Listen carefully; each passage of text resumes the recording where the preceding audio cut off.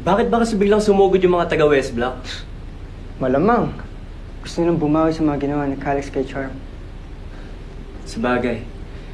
Matagal na rin pumaporma yung gunggong na yun kay Charm eh.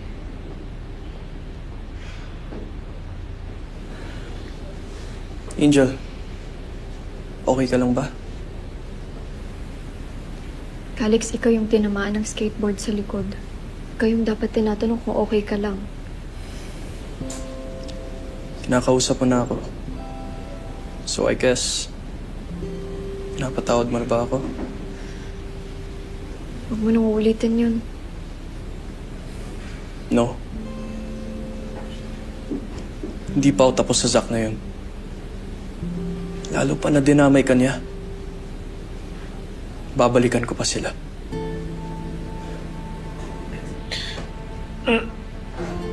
Guys, Alex, mauna muna ako. Pahinga muna ako sa room ko.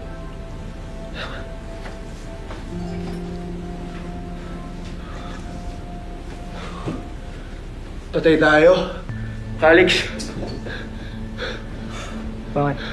si Tita Lorraine, nandito na. Huh? What? Angel at Ponzi, magtago muna kayo doon, ha? Pre, bag to. Pakita kayo ng drug na yun. I mean, Tita Lorraine. Lorraine, dude.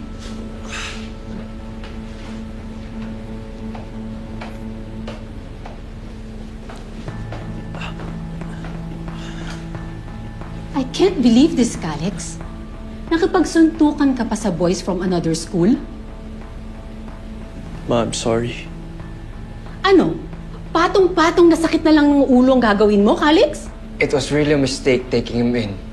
Kung wala lang sa last will and testament ng dad mo, I would never even have considered adopting him.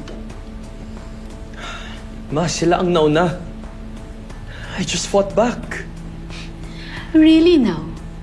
Knowing you, Calix, for sure, ikaw ang nauna. Hindi ka na nga kasing talino ng mga kuya mo, nagkakalat ka pa. Ganyan naman natin ang basta si Calix. Nagalitan agad.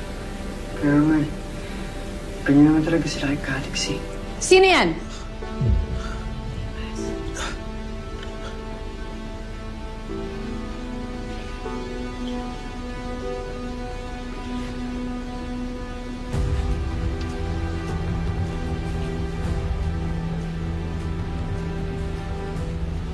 What the hell are you doing here? Ma, they're my friends. Sorry po. Totoo po yung sinasabi ni Calix. Yung mga taga West Block po yung nagsimula ng gulo. Hindi po siya. Ang lakas naman ng loob mong makialam dito.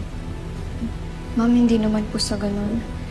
Gusto ko lang po sana mag-explain na tinulungan lang po ako ni Calix. Mabait po siya. Pinrotektahan niya po ako. So, in short, ikaw ang pinag-awayan. Ikaw ang nagsimula ng gulo. Tapos ngayon, sasabat-sabat ka. Gusto mong ipatanggal kita sa Brighton? Anong last name mo, ha? Our family is one of the richest in Solmera. Baka may kalagyan ka. Do you come from money?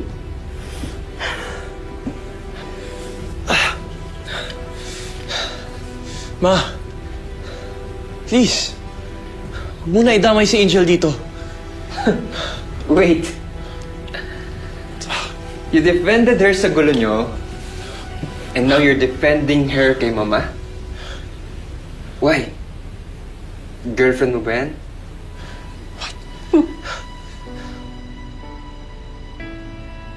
No.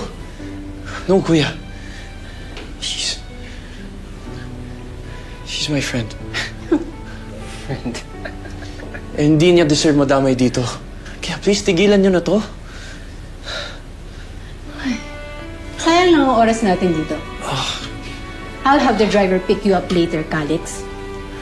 And you're grounded. Let's go, Andre.